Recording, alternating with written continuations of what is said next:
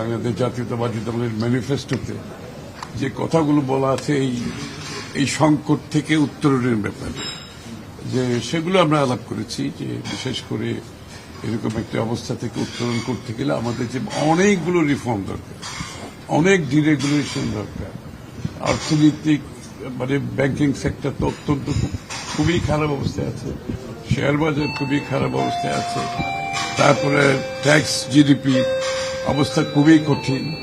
তো এগুলো থেকে উত্তরণ করতে হলে আমাদের যে ইলেকশন ম্যানিফেস্টোতে আমরা যে কথাগুলো বলেছি, আমরা বলেছি এগুলো বাস্তবায়নের মাধ্যমে এটা সম্ভব, এবং এগুলো বাস্তবায়নের যে পদক্ষেপগুলো আমরা একটার পর একটা নিয়ে যাচ্ছি। ইতিমধ্যে আপনারা দেখেছেন অনেকগুলো সোশ্যাল সেক্টরে যেগুলো আমরা অলরেডি কাজ শুরু করে দিয়েছি, যে ফ্যামিলি কার্ড থেকে শুরু করে কৃষক কার্ড থেকে কৃষকের ঋণ মৌকুফ থেকে শুরু করে এগুলো চলে গেছে। এখানে ওই ডেভেলপমেন্ট প্রজেক্টগুলো যেগুলো আছে অনেকগুলো থমকে গেছে, কারণ ফাইন্যান্সিয়াল সমস্যার কারণে বিগত ইন্টারিম গভর্নমেন্টের সময়ও অনেক কিছু থমকে গেছে। এগুলোকে আবার রিভাইভ করতে হবে।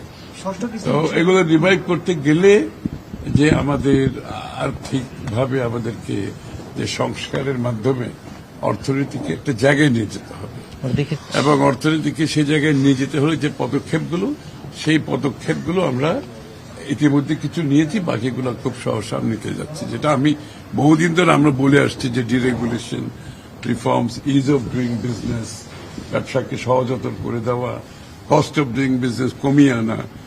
এই মেজারগুলো বিএনপির সরকার থেকে মাননীয় প্রধানমন্ত্রী ইতিমধ্যে উনি বলেছেন যে আর্থিক আমাদের ম্যানিফেস্টো বাস্তবায়নের জন্য যে পরিবর্তন দরকার, সেই পরিবর্তনগুলো ইনশাআল্লাহ আমরা ইতিমধ্যে কিছু করেছি, বাকিগুলো খুব সহসাই আপনারা দেখতে পাবেন, বাজেটের মধ্যে এটার প্রতিফলন দেখতে পাবেন।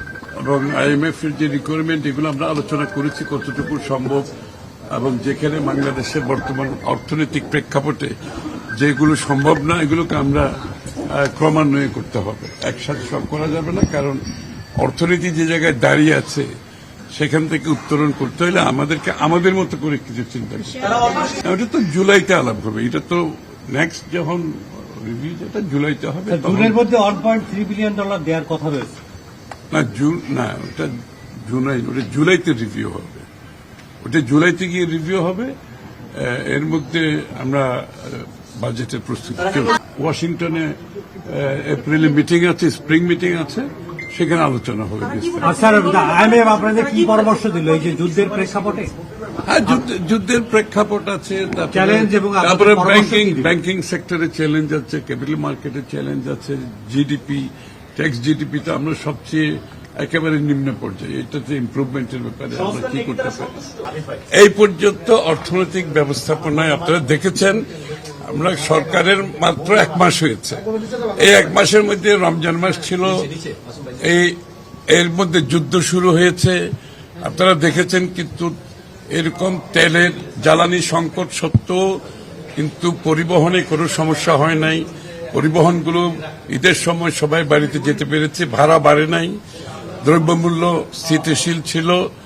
এর মধ্যে গার্মেন্টসের প্রত্যেক বছর যে সমস্যাগুলো ঈদের আগে হয়, এবার দেখছেন গার্মেন্টসে কোনো অস্থিরতা ছিল না, কারণ এগুলো আমাদের অর্থনৈতিক ম্যানেজমেন্টের কারণে আমরা এগুলো ব্যবস্থাপনা আগে থেকে নিয়েছি, সঠিক সময়ে সিদ্ধান্তগুলো নিয়েছি বলে আপনারা দেখবেন পুরো রমজান মাসে দ্রব্যমূল্যের স্থিতিশীল ছিল, পরিবহনে কোনো সমস্যা হয় নাই। তেলের এত বড় সংকট থাকা সত্ত্বেও তেলের অভাবে কোনো পরিবহন বন্ধ ছিল না, এবং গার্মেন্টসের শ্রমিকদের বেতন সঠিক সময়ে দেওয়া হয়েছে, কোনো অস্থিরতা ছিল না।